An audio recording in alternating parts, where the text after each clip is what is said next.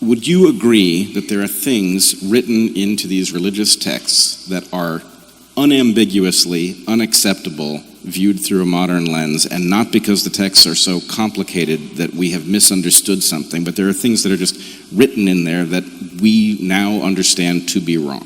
First thing I would say is that we have to be very careful about equating all the religious texts. So, because, for a lot of my life, I would say, more interested in the universal truths expressed in religious belief across different cultures.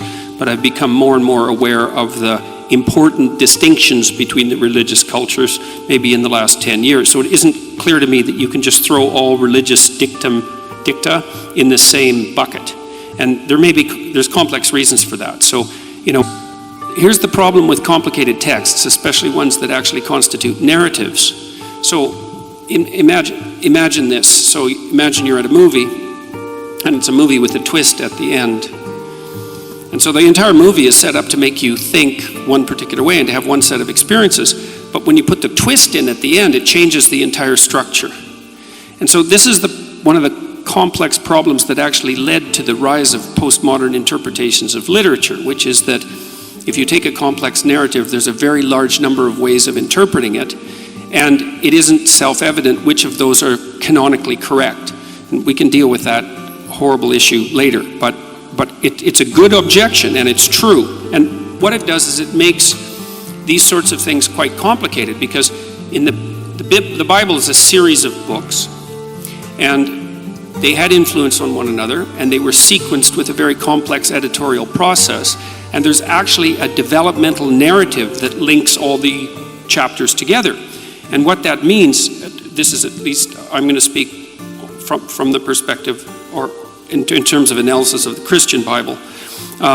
What it means is that you have to read the beginning as if it's also influenced by the end, which is what, by the way, and in case you think that I'm weaseling around here, and I'm not, is that's exactly what you do every time you read any story, any work of fiction. You say, well, you're not claiming that the Bible is a work of fiction. It's like, don't, that's just a cheap objection. That's not my point. My point is that it's a narrative.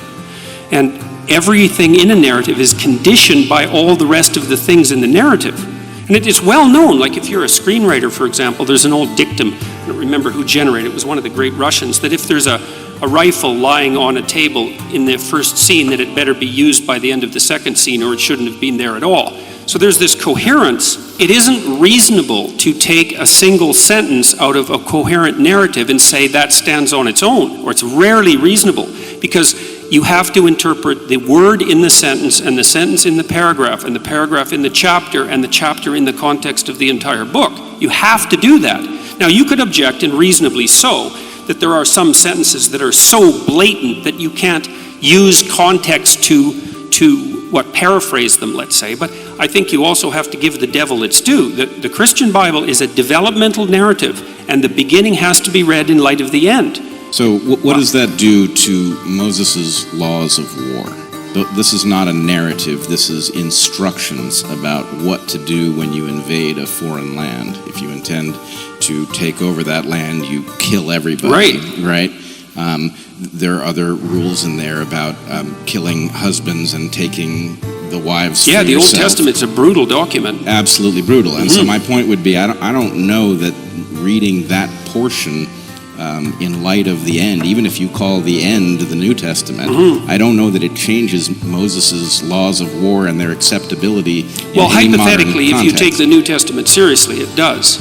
Like when I did my lectures on the Bible last year, I said that they provided a psychological take on the biblical lectures, and that's what I'm going to attempt to maintain here, because I don't believe that I'm qualified to make fundamental metaphysical statements.